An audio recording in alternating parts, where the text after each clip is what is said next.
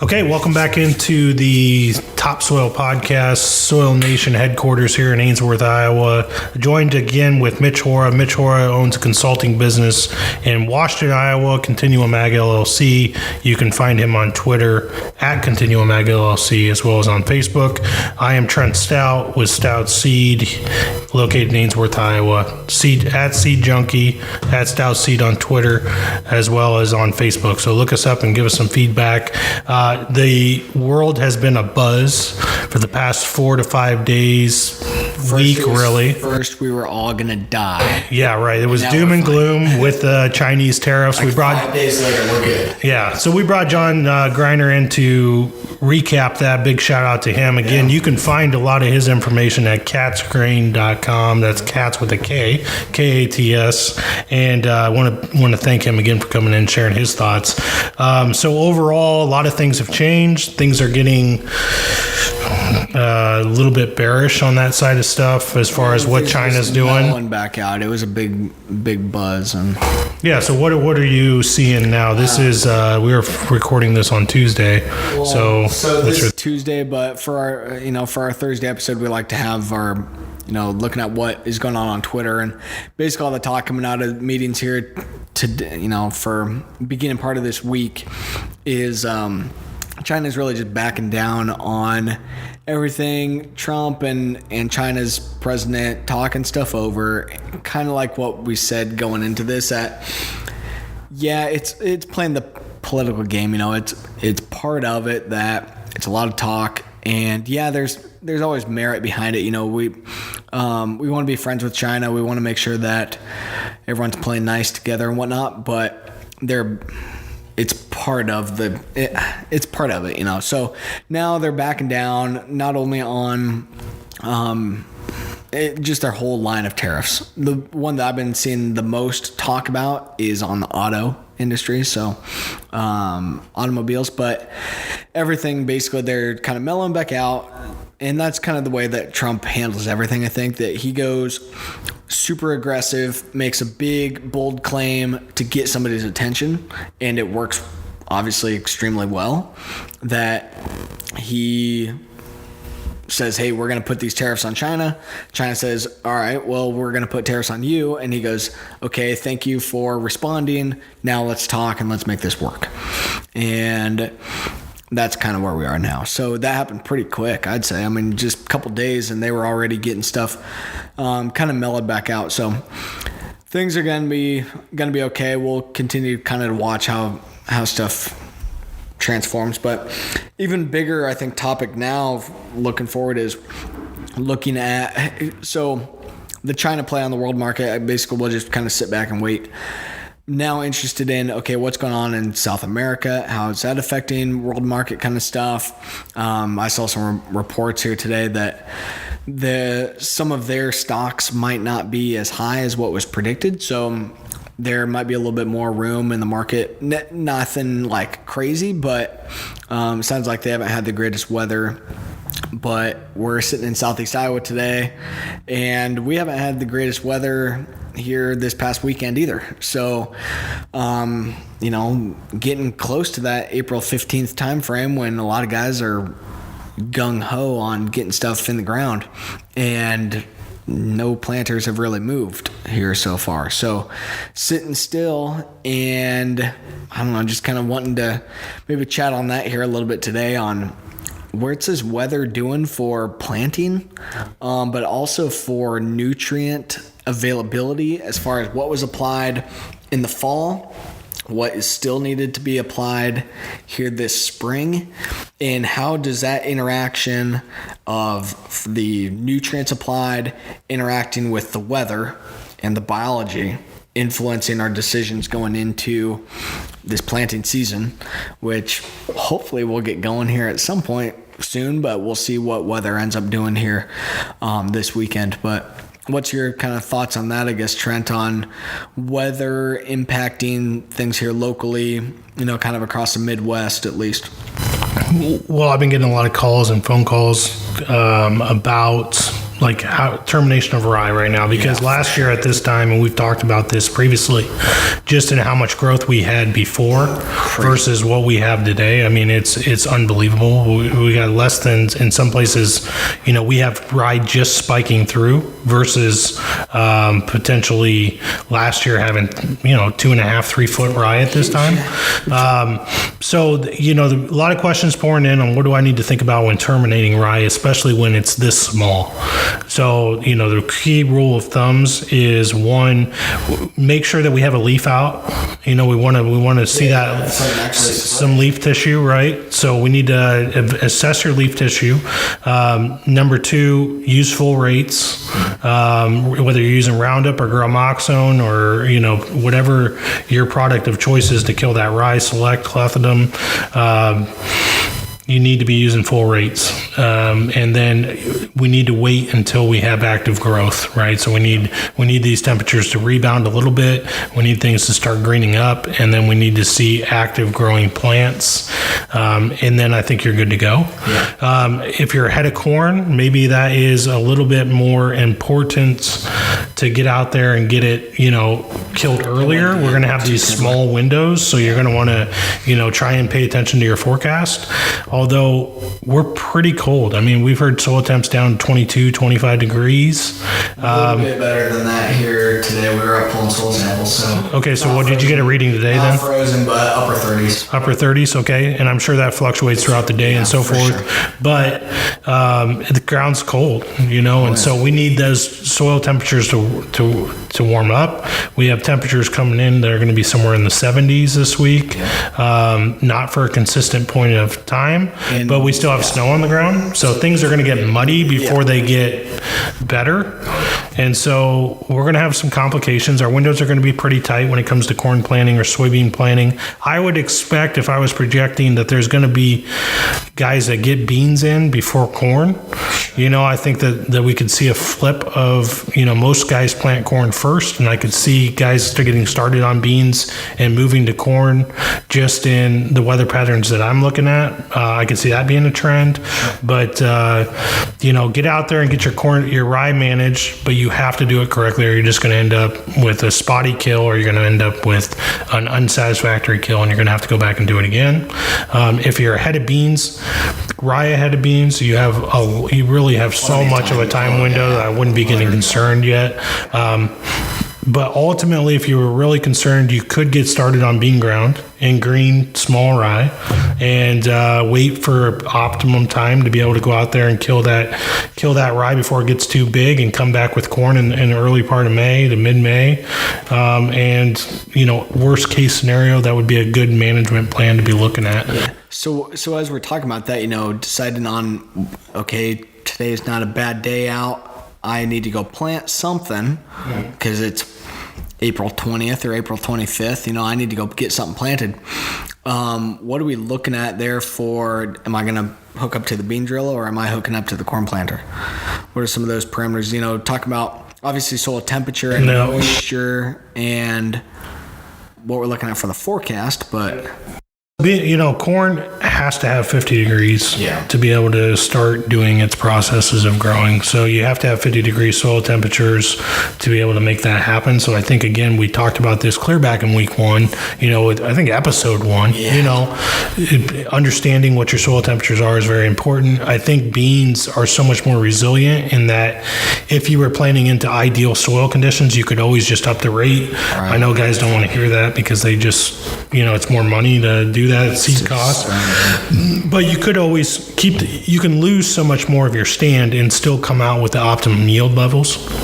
I mean, you can lose a tremendous amount of soybean stand and still be able to produce 100% yield. Yeah. So, again, I think that's, as we are in less than optimum planting conditions, I still think that guys will consider that and maybe move towards beans first, just because your error margin is so much wider with beans than it is with corn. Yeah. No, definitely agree. What about let's go back to cover crops and stuff a little bit too. So, I don't know, trying to figure out, we've got some of our rye that actually does have some height to it that we're planting corn into. Kind kind of a mistake, actually. Sure. Guys following that on Twitter and stuff. I've talked a lot about it. We had some beans last year that got hailed on. So the rye there is going, and it is thick, super thick. We were out there today, super thick, and it's growing. Probably 4 inches tall. Some would be closer to 6 inches tall and thick. So on that, we need to go get it sprayed soon. Sure. We got the Haggis out being worked on. It's about ready to go. We're looking at using Gramoxone this year, though. Sure. So trying to get that figured out. Maybe we talk on that a little bit on, okay, we're going to go get our rye killed maybe later this week. I don't know, with that, what's your thoughts on that? On when do we need to be looking there? We're definitely still probably at least 12 days away for us planting corn. Probably closer to 15 days. Yeah, and I'm not exactly 100% sure on the difference between, these chemicals with paraquat or Gramoxone versus, everybody who's using. So maybe we should just back up and, explain to guys why you're choosing to use Gramoxone, if there's any logic there. I mean, most guys use Roundup. That's probably the most common, probably because it's the most cheapest. Yeah. But the Gramoxone acts differently in how it targets that plant, and the guys have had some pretty good luck with it. But maybe explain to guys what you're thinking with that. So essentially, yeah, definitely most of the guys in the area using Roundup. Works pretty well, especially on rye and whatnot. There's definitely more and more issues with Roundup and places where it's not working, but for that early season stuff, it works pretty well. If you do things the right way, and you got to be mindful of time of day and whatnot. We had some issues with that last year, but essentially now with Gramoxone is paraquat, it's a cell membrane disruptor, and definitely, so it's going after the chlorophyll process. It's going after chlorophyll in the plant. So you have to make sure that the plant is actively growing and growing is in the photosynthesis process. So you want to make sure that it's a sunny day, and you have to really coat it.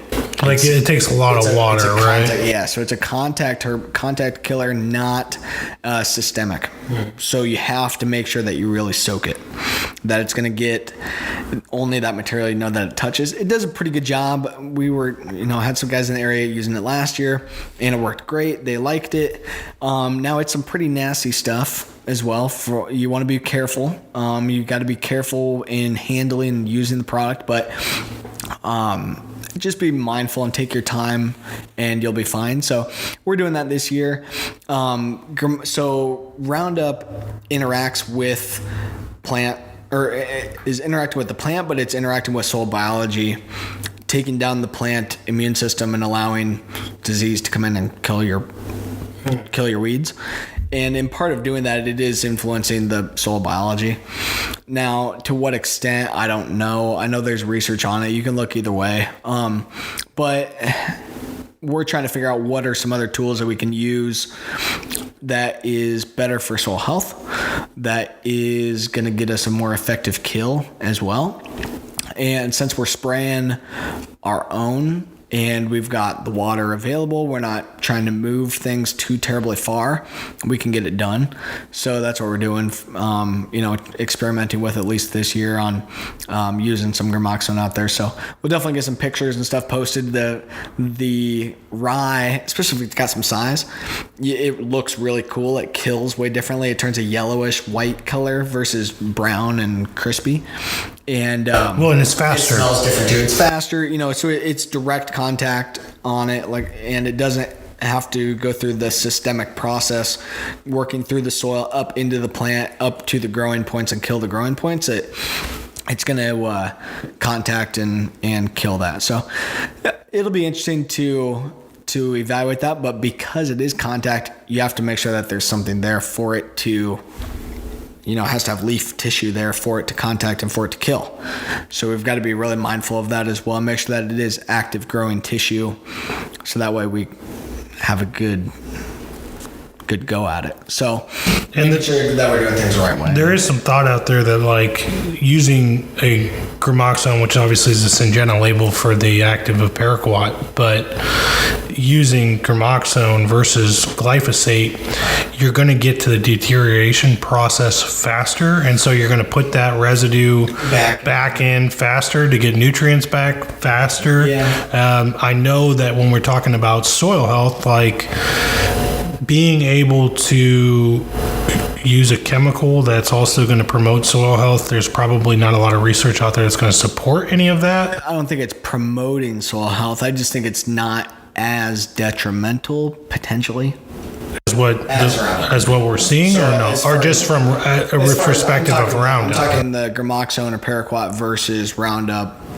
No, so sure. I'm just saying we've got it. But I don't think there's any chemical that's out there that a guy could argue would be beneficial to soil health, right? I mean, I don't think so.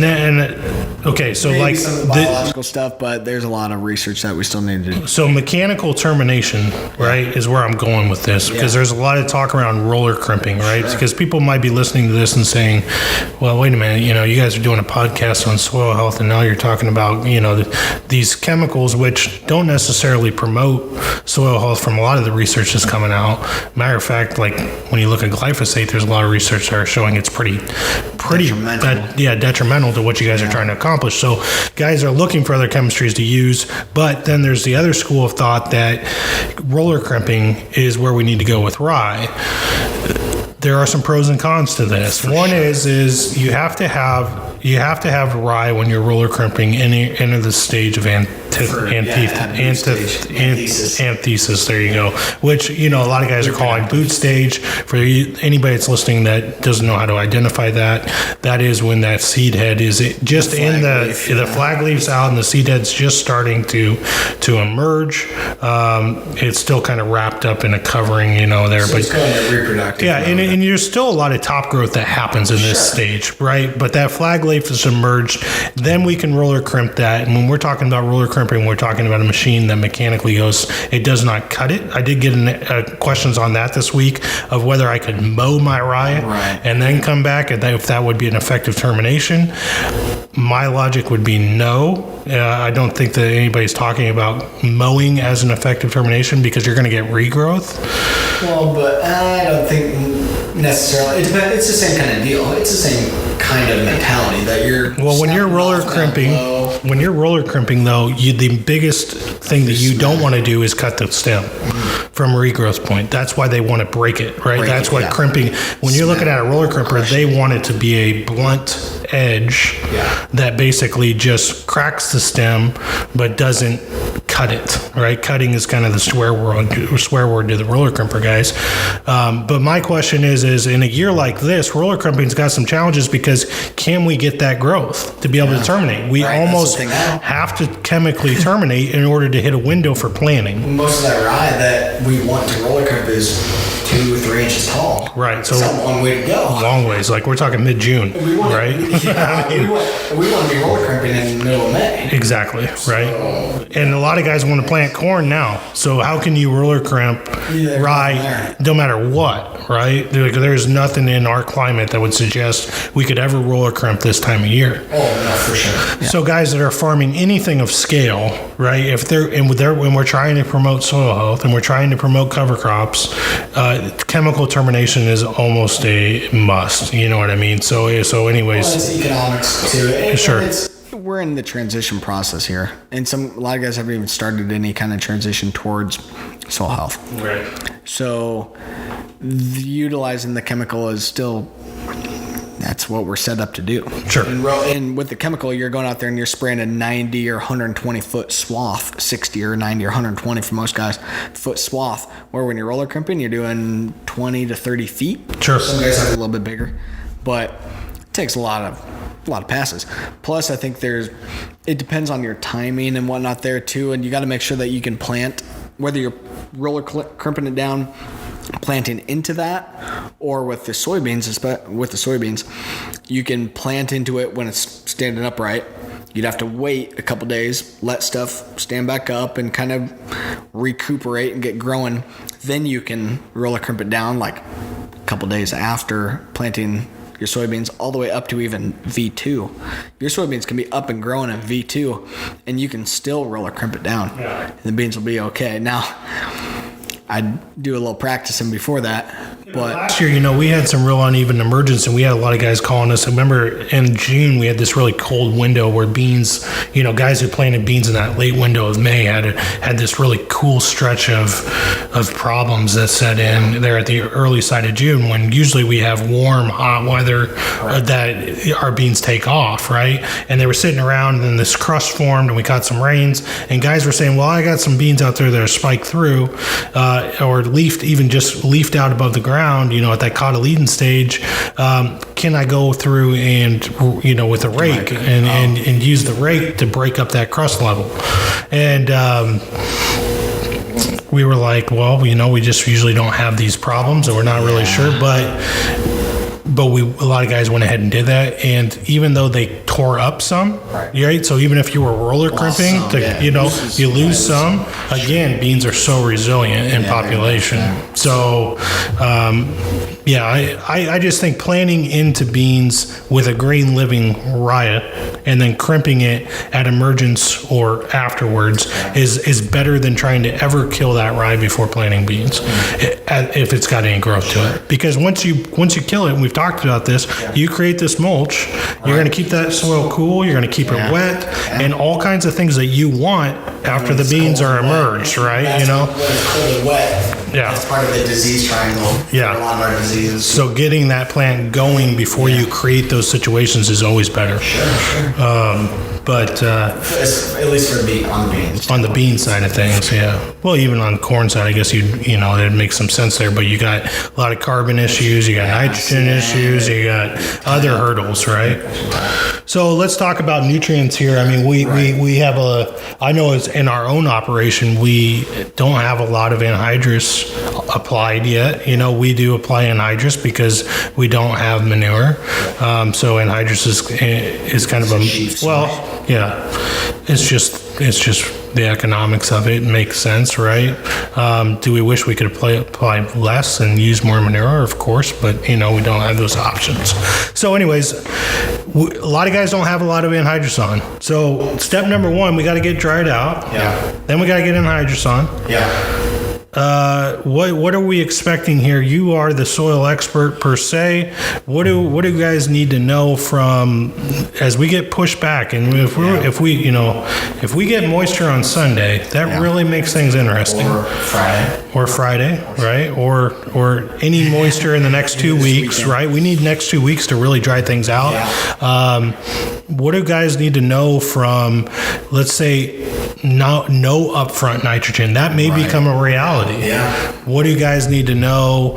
How late can we drag this out? What are just your general thoughts on how this could play out from a nutrient side? Well, so part of what we're talking here is that you can get into some touchy issues if you're putting on your anhydrous and then you're trying to plant corn basically right following it. If that window of letting things mellow out, letting the biological processes take place, letting that soil warm up, letting things dry out, that's what we're talking about here, is that kind of window. So we finished up our anhydrous on Friday. We got a top layer of frozen ground that we were able to easily just apply through. And there was some moisture down below, which actually allowed for really good seepage of that anhydrous kind of throughout the soil profile. And when you have that moisture there, that's what the anhydrous is reacting with. You go from ammonia to ammonium, NH3 to NH4. It pulls the hydrogen off of the water molecule, H2O. So it takes the hydrogen away from there to make that biological process work. So I think what we're looking at now is we're probably you definitely don't want to apply anhydrous into really wet ground. You're going to have smearing. You're going to have the kind of sidewall compaction, I suppose, kind of from that in smearing. And especially if you're going to try to plant corn right back on top of that row or just off to the side and kind of utilize that trench that you just made. Kind of as a spring tillage pass, or a strip till kind of a system. That's what we're kind of looking at now. But I think at this point, it's not the soil temperature that's the major issue with spring anhydrous, it's the moisture. And when you got the right conditions, that you're not tearing stuff up, you're not smearing things, you're not compacting the ground, it's when it's right to go and get it done, even if it's working late into the night and stuff. And if you got the window to do it, it's time to get it done. So, but what's going to end up happening then is more guys saying, okay, we lost the window and we're going to go straight from these terrible winter conditions and snow to it's time to plant corn. And I think the guys north of here, Minnesota and the Dakotas, like, it sounds like they have way more snow than what we do. So they're really going to be in the issue that it's going to go, we're not going to have that transition into springtime. It's going to be going from snow to it's time to go. And time is going to be a major issue. So as you were saying, there might be more and more guys going out there with not a whole lot applied not a whole lot of nutrients down up to this point. That's where it's going to be, okay, what can I put on with my planter? What can I put on with my spring herbicides? What can I put on at side dress or dribbled on later or wide drops or spread over the top? And that's what we're looking at. More starter fertilizer. 1034O is the biggest thing the guys are using around here. So you're getting a little bit of nitrogen there. We're looking at a lot of different additives and stuff in that too, playing with a bunch of different things and doing some trials and whatnot. But I think as far as going on with the herbicide, there's a lot of options there too, like getting some liquid in with that or dissolving a granular into your mix. And I think it's going to bring about more and more need to spoon feed and apply at all of your different passes throughout the spring, which is a good thing anyway, as far as to not apply in major bulk and shock the system. Mm-hmm. It's better to get it spoon fed out, but realize that we are not directly spoon feeding the corn. We are feeding the soil, and the soil needs to be what's feeding the corn or soybeans, or any other crop that you might be dealing with on your farm. And realizing that it's the interaction with the biology that we need to be mindful of. Sure. So the biggest thing for now, like I said, being the soil moisture. So making sure that it is in the right conditions, and then go. We're also playing around with some various anhydrous additives too. That might be something to. Well, I think that's a good time to talk about like InServe as a whole, what InServe is. A lot of guys apply InServe without even knowing really what InServe is, other than the marketing out of Is it Monsanto products? No, that's a Dow. It's a Dow product. Okay, well, out of Dow. But what InServe is, what it means for your soil biology, and why you're looking at other products from a soil health perspective. Yeah, so essentially that product that, so it's a bactericidal is essentially how it works. So anhydrous going into the soil is obviously not good on soil biology. We know what anhydrous does to our own cells. Well, microbes are made out of the same things that we are. Water and carbon and nitrogen and phosphorus. There's sugars and proteins and whatnot, just like we are. So when that anhydrous goes into the soil, it's reacting with those microbes just like it does to our cells. It's frying them. Mm-hmm. And a big piece of that, when we get anhydrous on, if you get it on your skin, they call it anhydrous burn. And essentially, like I was talking, it's that chemical reaction going from NH3 to NH4, where it's pulling a hydrogen molecule out of the water in your cells, burning that cell essentially, taking the hydrogen out and creating that chemical reaction. So it's doing the same thing to our microbes in the soil. And that's a big piece of why you want to apply your anhydrous when it's below 50 degrees soil temperature, because those microbes are slowed down. We don't see as big of the detrimental impact. And when it's above 50 degrees, then those microbes are getting back more active. They're active all the time, but they're more active when it's above 50 degrees, and they're causing the chemical reactions to go from ammonium to nitrate, the nitrification process. So going from NH4 to NO3. So, and then when you put in the InServe, being a bactericidal, now instead of killing that zone where you apply the anhydrous and basically killing stuff until they can recuperate when it's above 50 degrees, now it gives you a bigger window to suppress the microbes in your soil. So as a soil health impact, the number one, the whole point is to not harm our microbes. Right. So what I talk about is probably, so on a soil health aspect, so we talk about multiple things. So we talk about profitability. There's a big difference here between profitability, yield, and soil health or conservation. And, so if you're on a soil health strict, looking at that mindset, of course, tillage is a big no-no, and that's the most talked about one. But what I say is probably one of the worst things you can do is put on anhydrous. Second to anhydrous with N-Serve, because you're literally putting out a bactericidal. And so the problem with back to Roundup is actually has a patent, is registered as a bactericidal as well. So that's where we're trying to figure out what are some better things that we can do. So now we're looking at other tools.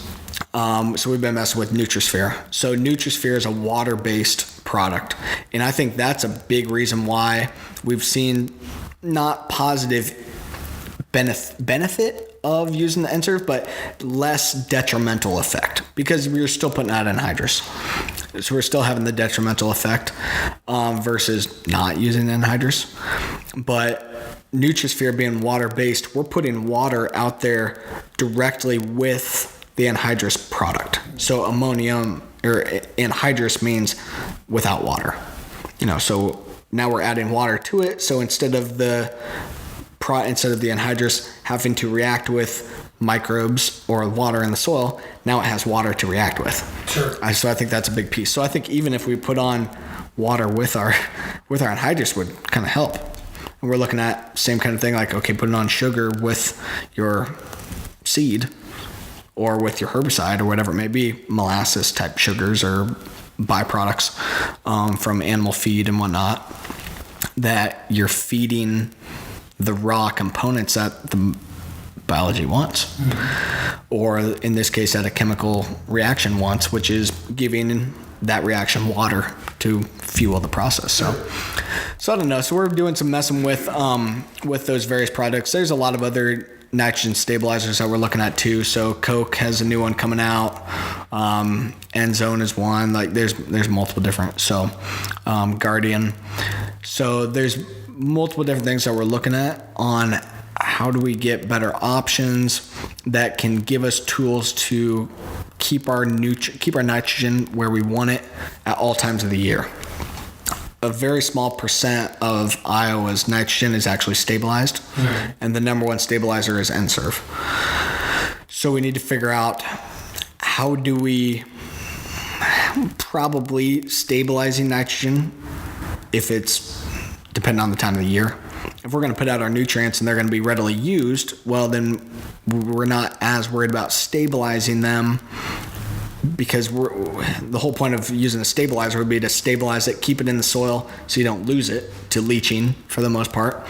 Well, if we're putting out our nutrients in the spring, or especially later in the spring when corn is actively growing, putting out our nutrients then, now they're not sitting out there as long waiting to be.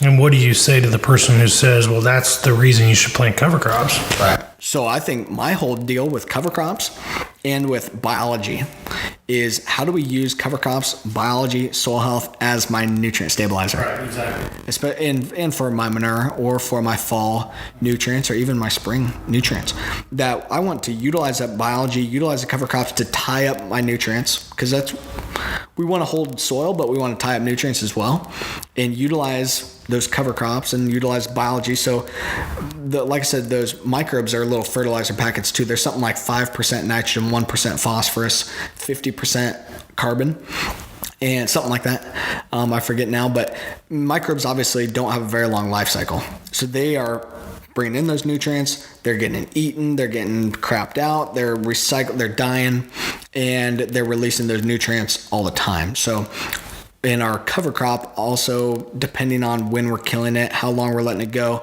obviously we're controlling that life cycle too. And as it's releasing those nutrients back into the soil, microbes are helping us to eat it. When our shredders are, of course, getting to it first, our worms and beetles and that kind of stuff are helping to break up those pieces of plant residue. And then our microbes are helping to get them converted into plant available nutrients. So my aim, like I said, using cover crops and biology to stabilize my nutrients for me. Maybe they're not going to be able to do all of it. That's why we're experimenting with stabilizers. But if they can help us to hold those nutrients and we can understand when are they releasing the nutrients that they did tie up, when do they release it back in the growing season, now we're on to something. So now we can tie up our nutrients whenever we put them on. And based on the cover crop properties in the spring, understand when the nutrients are released back to the corn, because we know when corn is using, especially nitrogen, but we know when corn is using nutrients. So if we can align soil nutrient availability with crop uptake, now we're on to something. And that's a big timing piece. Yeah, and that's what plays into the big part of the economics too. I mean, it's a huge part of being, absolutely. So big week today. We've tackled everything from China to, in-serve and microbes and so forth. But we're really curious, what are you guys worried about right now? What are your concerns? What are your questions that you have as you approach Plant 18? And we'd love to talk about them. Kick us some feedback. We've got great questions. Go ahead and look us up on Twitter and join us in that conversation. Feel free to send us messages or just, post on there, and we'd be happy to respond to any of that. So, we have Friday, I guess, tomorrow. We'll do a Friday Fire tomorrow, and we appreciate you tuning in. So we'll see you tomorrow.